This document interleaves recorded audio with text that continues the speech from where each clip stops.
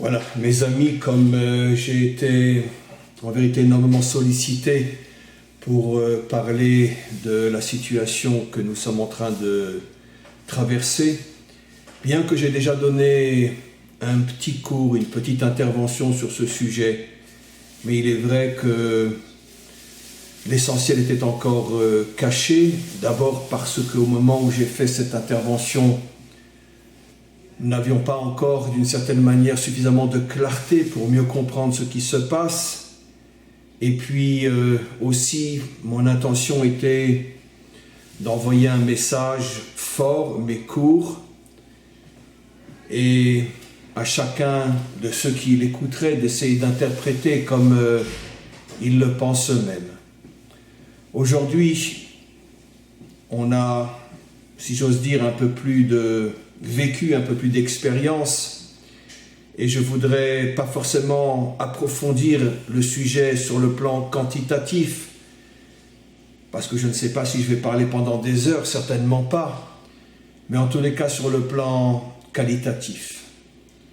Je voudrais d'abord introduire ce que je vais exprimer sur la situation d'aujourd'hui. Je voudrais d'abord l'introduire avec des explications thoraïques, dans la mesure où, comme le disent nos maîtres, la Torah est le plan de l'histoire. Celui qui comprend et surtout qui enseigne la Torah a l'obligation absolue d'interpréter les événements, entre parenthèses, profanes, selon les racines de la Torah elle-même. Seulement la semaine dernière, on a lu le passage du veau d'or. Si on s'interroge, si on réfléchit sur ce qui s'est passé, c'est quelque chose d'absolument bouleversant, incompréhensible. Moshe est sur le mont Sinaï. Il est en train de recevoir la Torah. Et précisément le dernier jour, le jour où il reçoit les tables, c'est-à-dire le jour le plus important qui finalise tout ce qui s'est passé depuis les 10 commandements, depuis que nous avions reçu oralement les 10 commandements. Après, il y a tout un processus qui dure pendant 40 jours jusqu'à ce que Moshe mérite de recevoir véritablement les 10 commandements sous la forme des 2 tables et de les transmettre au peuple juif, avec toute la Torah qui se cache derrière, bien évidemment.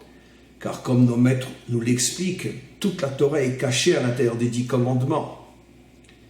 Et c'est précisément ce jour-là que une partie d'Israël fait le veau d'or.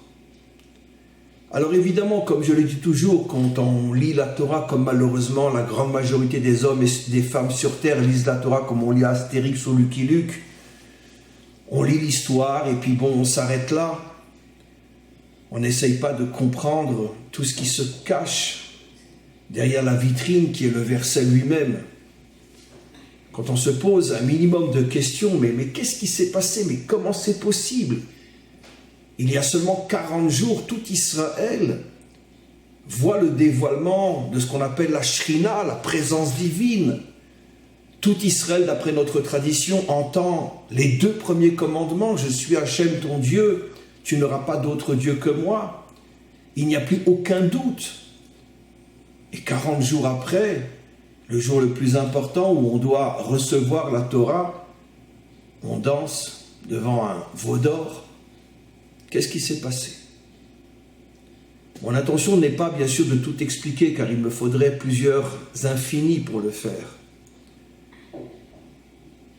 Mais révéler la notion la plus importante à nos yeux dans le contexte d'aujourd'hui et dans l'introduction de mon intervention. On retombe ici sur le principe fondamental dont j'ai déjà parlé de très nombreuses fois.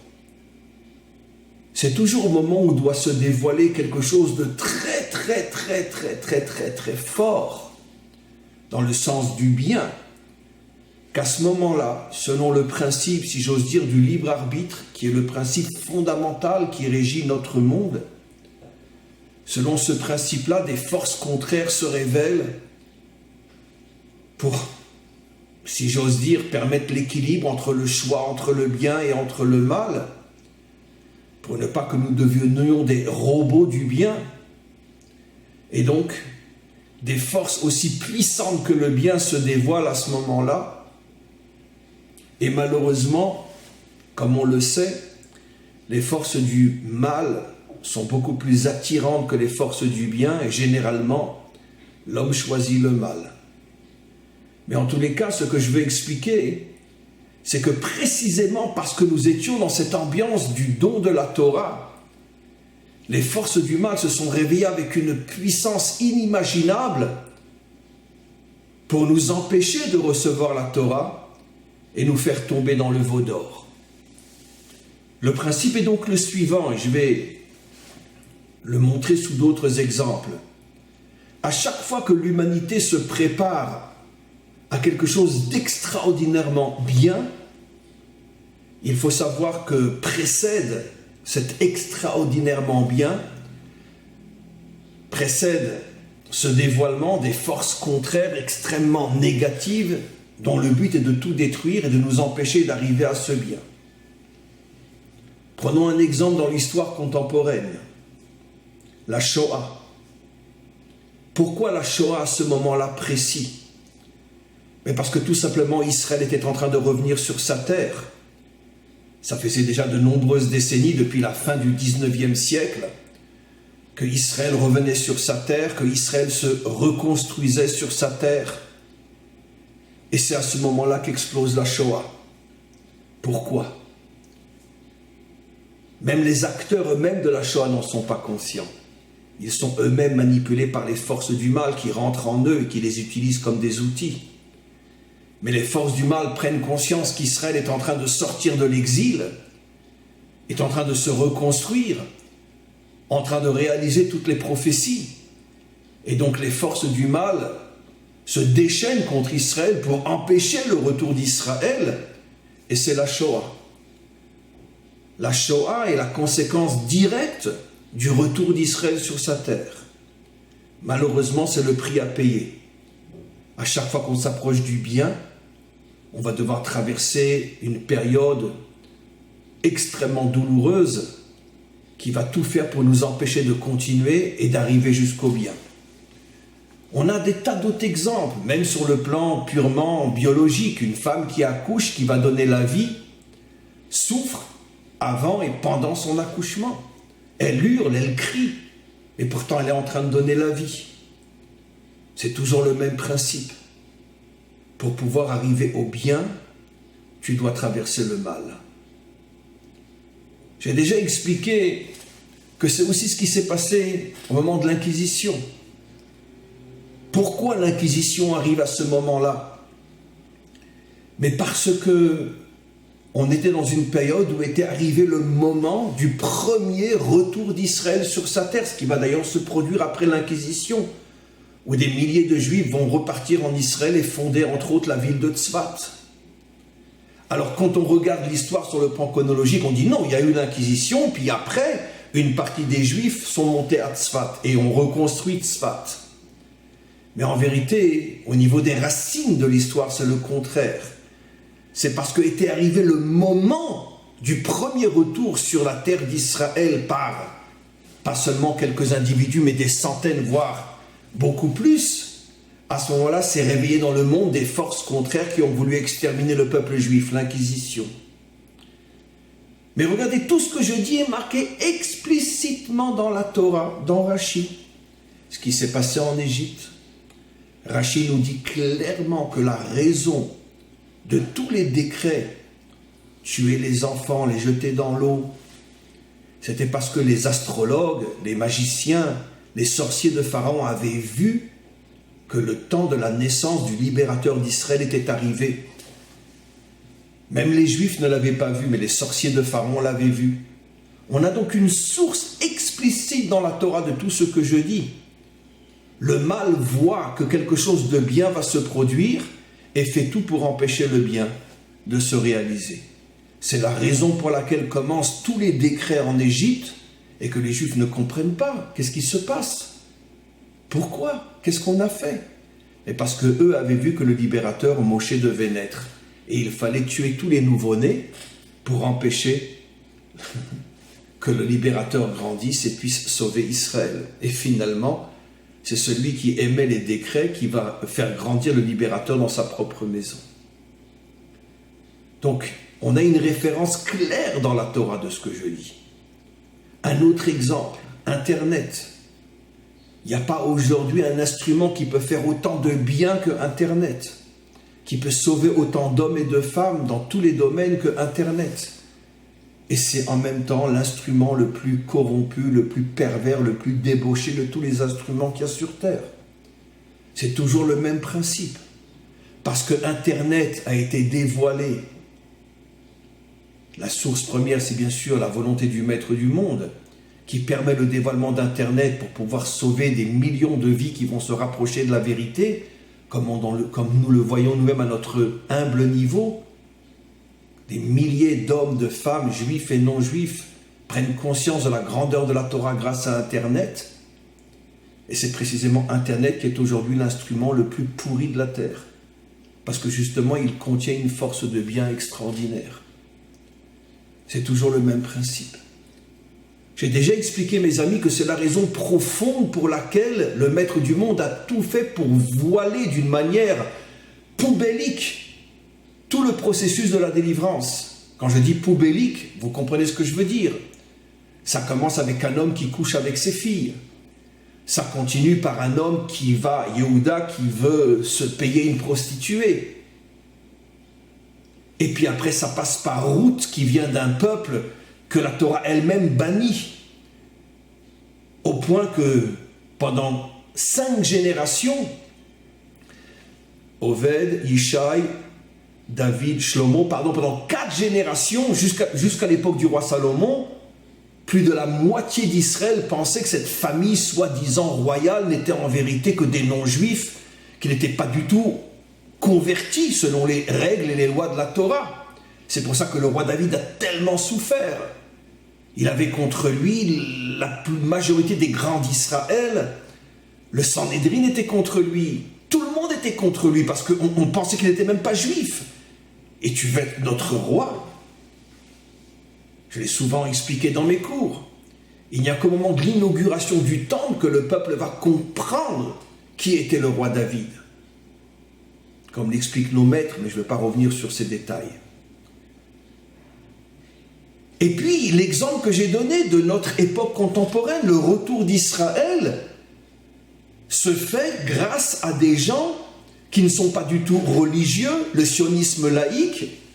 La plupart d'entre eux sont des anti-Torah, de virulents anti-Torah, qui vont tout faire pour détruire la Torah du sein même du peuple juif. Pas tous, mais il y en avait. Et même ceux qui n'étaient pas à ce point anti-Torah n'étaient pas du tout religieux.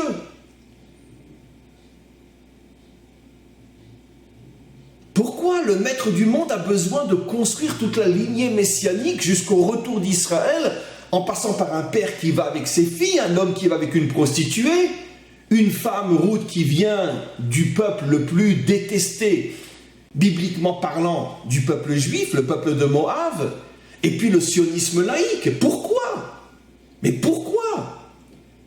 Mais la réponse, vous l'avez compris, parce que si les choses avaient été visibles, si les forces du mal s'étaient aperçues que le maître du monde est en train de préparer la délivrance finale, mais ce n'aurait pas été une Shoah qu'on aurait eue, c'est 50 Shoah, et il ne serait plus resté un seul juif sur terre.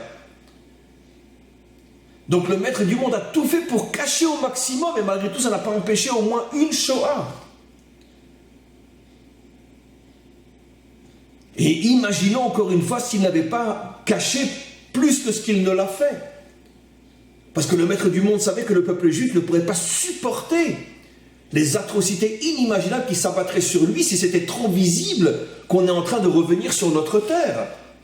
Et donc il fallait cacher au maximum. Voilà le message fabuleux. Et c'est pour ça que une partie, la majorité des grands d'Israël, les grands de Torah, quand ils ont vu Herzl et tous les gens qui venaient après lui, on dit mais c'est pas possible, ça peut pas être le retour d'Israël sur sa terre entre les mains de tels mécréants. Eux-mêmes n'ont pas vu, n'ont pas compris. Se sont complètement trompés, à l'exception de un ou deux comme le Rav Kook ou d'autres. En vérité, pour nuancer ce que je dis, Rabbi Nachman explique lui-même que parfois le maître du monde aveugle les grands d'Israël. Donc ils ne sont pas responsables de cet aveuglement. Il les aveugle pour permettre au processus de se faire sans que les grands d'Israël en soient conscients. Parce que si eux étaient conscients et eux avaient dit « Oh, c'est le retour d'Israël », ça n'aurait pas été, comme je l'ai dit, une Shoah, ça aurait été 50 Shoah. Ça n'aurait pas été 6 millions, ça aurait été 600 milliards de morts. J'exagère bien sûr, mais vous m'avez compris. Donc c'est le maître du monde qui a aveuglé tous les grands d'Israël pour qu'ils se dressent contre le processus du sionisme laïque en disant « ça ne nous intéresse pas, ce n'est pas des juifs ces gens-là ». Et comme ça, le maître du monde pouvait en cachette ramener les juifs sur leur terre sans que personne ne s'y oppose, ou presque. Puisque personne ne pouvait imaginer que c'était la délivrance finale qui était en train de commencer. Et c'est comme ça que le maître du monde roule le monde. Mais lui, il sait le faire. Mais ça ne marche pas toujours. La preuve, il n'a pas empêché les décrets contre Israël au moment où le libérateur qui doit nous sortir d'Égypte doit naître. Il n'a pas empêché l'Inquisition. Il n'a pas empêché la Shoah. Parce que malgré tout, il y a des souffrances que nous devons traverser pour pouvoir arriver au but qui est le dévoilement de la lumière et de la vérité. Mes amis, je souhaite, et je le dis, mais vraiment du plus profond de mon cœur, je souhaite me tromper totalement, absolument dans tout ce que je vais dire, maintenant. Et je sais très bien que des dizaines, des centaines, des milliers vont se lever et vont dire encore un discours comploteur, et etc., etc. Je sais tout ça. Mais je sais aussi que quand ceux qui vivaient en Israël avaient envoyé des messagers avant la Shoah pour prévenir, pour aller partout en Ukraine, en Pologne, en Russie, pour prévenir les communautés de ce qui se préparait, il y a eu la même réaction. Mais arrêtez, arrêtez, bon, c'est vrai, on souffre en exil, mais qu'est-ce que vous racontez? Mais non, arrêtez. C'est vrai. C'est vrai que quand on essaye de prévenir aujourd'hui les Juifs des États-Unis que quand les démocrates vont revenir au pouvoir, ils seront pires que Hitler. Mais arrêtez vos histoires, arrêtez cette théorie du complot, mais arrêtez, arrêtez. Oui, les Juifs vont toujours dire arrêtez, arrêtez, arrêtez. Jusqu'à ce qu'ils voient leurs enfants arrachés des bras de leur mère et jetés dans le feu. C'est comme ça. Le Juif ne changera pas. C'est un peuple qui a de grands défauts. Et ce défaut, après 4000 ans de souffrance, il ne l'a toujours pas corrigé. À chaque fois qu'on le prévient qu'il est en danger, mais non, mais non, mais non. Donc je sais que de nombreuses réactions vont être « mais non, n'écoutez pas ce charlatan, ce pseudo-rabbin ». C'est pas grave, je suis habitué, ça fait 40 ans que je le vis. Mais je me suis rarement trompé. Mais là, je prie vraiment le maître du monde et je lui demande lui de faire en sorte que je me trompe. Mais comme j'en suis pas sûr, je vais quand même parler. Je pense que ce qui se prépare aujourd'hui est soit le commencement de quelque chose de terrible, soit un essai du genre le brouillon avant le propre. Et j'explique. Vous pensez que c'est le virus, le vrai danger? Bien sûr, c'est un danger. Je parle du vrai danger. Non, le vrai danger, mes amis, ce n'est pas le virus. C'est le problème économique qui s'ensuit. Et il fallait trouver un moyen pour arriver à cette catastrophe économique qui est en train de se préparer. Et les éminences grises de ce monde, qui ne sont pas les dirigeants que l'on voit comme Macron ou comme Bibi ou comme Trump, eux ne sont que des poupées, que des marionnettes entre les mains de ceux qui dirigent le monde depuis des millénaires. Et ces gens-là placent ce qu'ils doivent placer, avec toutes les nuances bien sûr, parce qu'ils savent que ceux qui seront visiblement au pouvoir seront en vérité leurs marionnettes dans leurs mains, sans la moindre exception, car s'il y en a une, en une seconde, il prend une balle dans la tête. Donc de toute façon, il n'a aucune chance de s'opposer à ce pouvoir caché. Et le but final, comme je l'ai expliqué dans ma première intervention, le but final de ces éminences grises, qui ne sont pas forcément d'un seul pays, qui peuvent être une organisation qui traverse l'histoire et qui regroupe des membres de différents pays. Ces éminences grises, ce qu'elles veulent, c'est transformer l'humanité en esclave.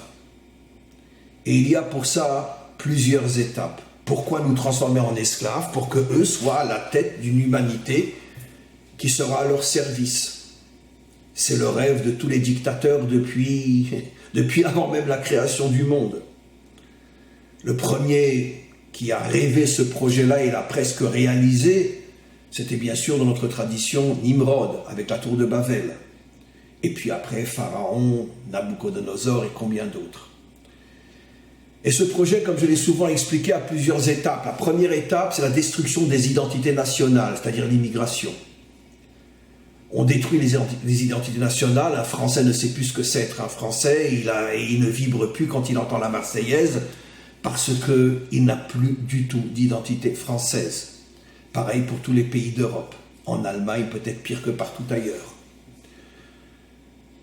Et ça, c'est la première étape.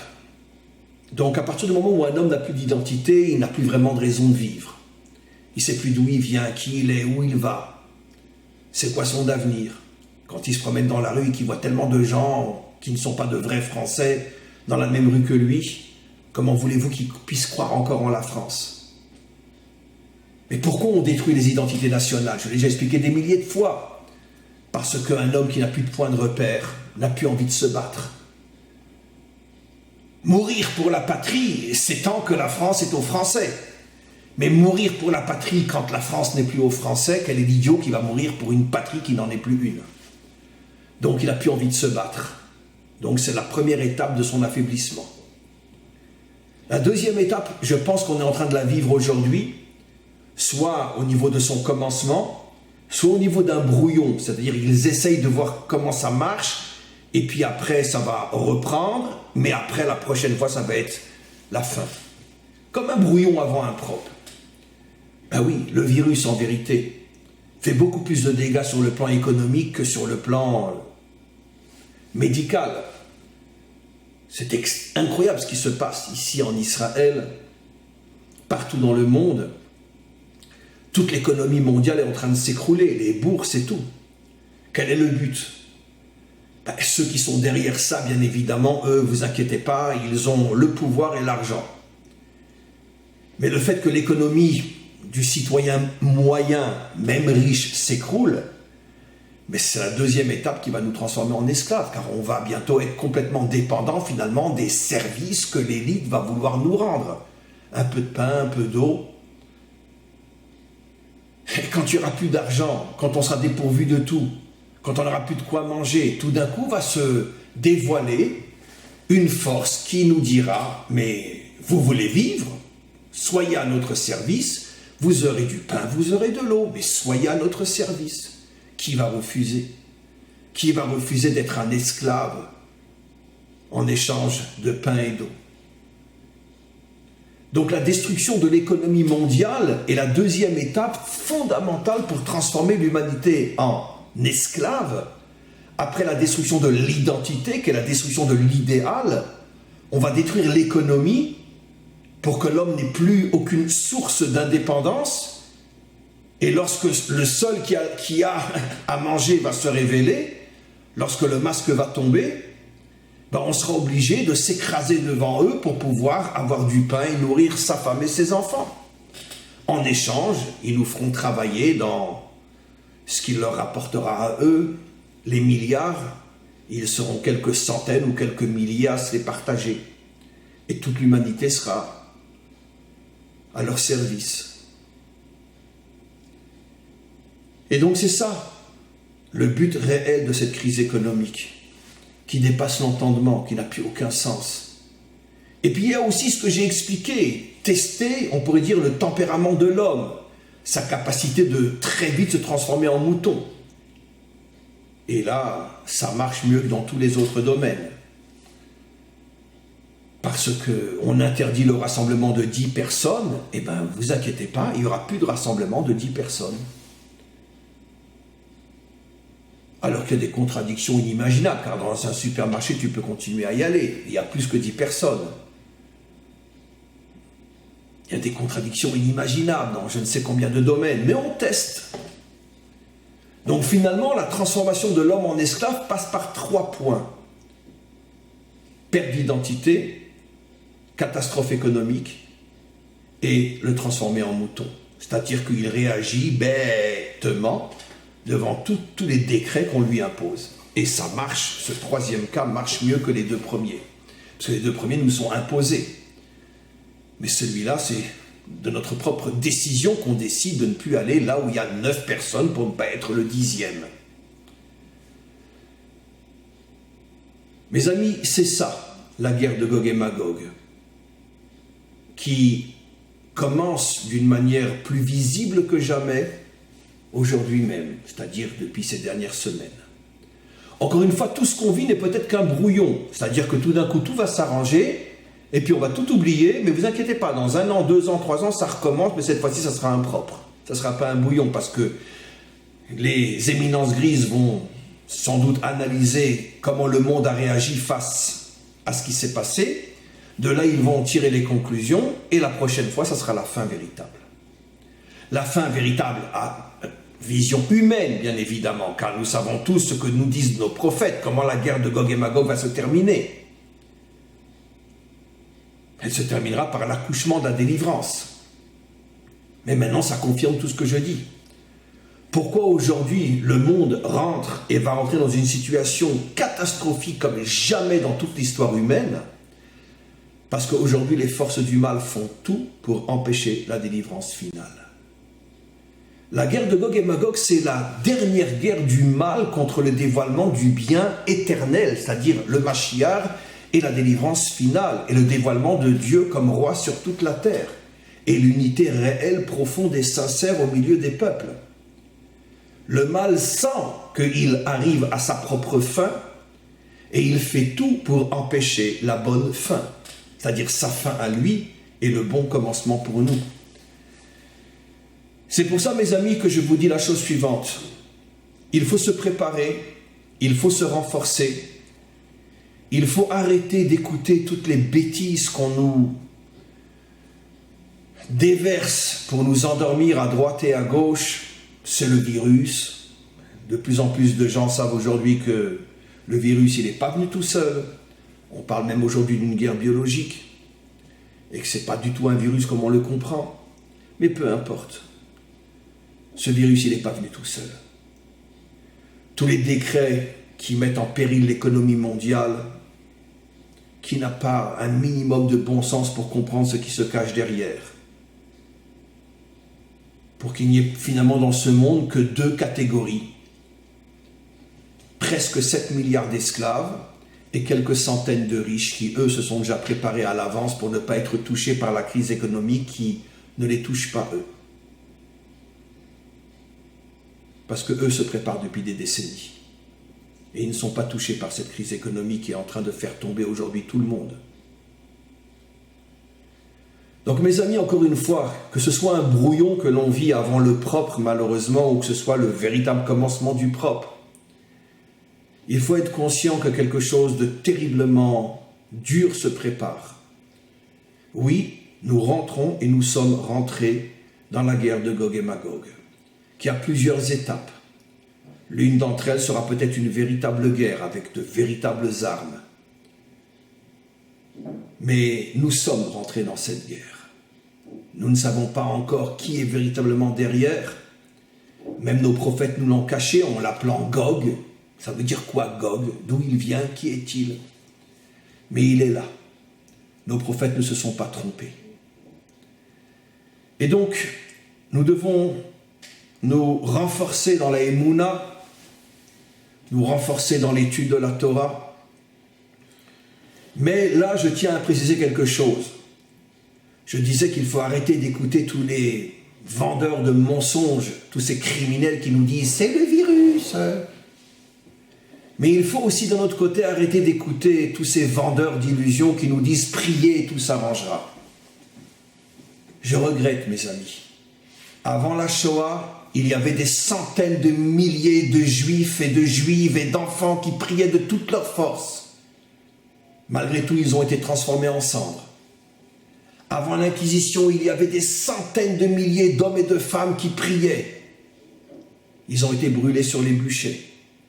Avant chaque pogrom, il y avait des milliers, des centaines de milliers d'hommes et de femmes qui priaient. Mais ils ont été décapités. Arrêtons de croire que sous prétexte qu'on est gentil avec le bon Dieu, on va échapper aux catastrophes. Toute l'histoire de notre peuple prouve le contraire, ainsi que l'histoire des peuples en général.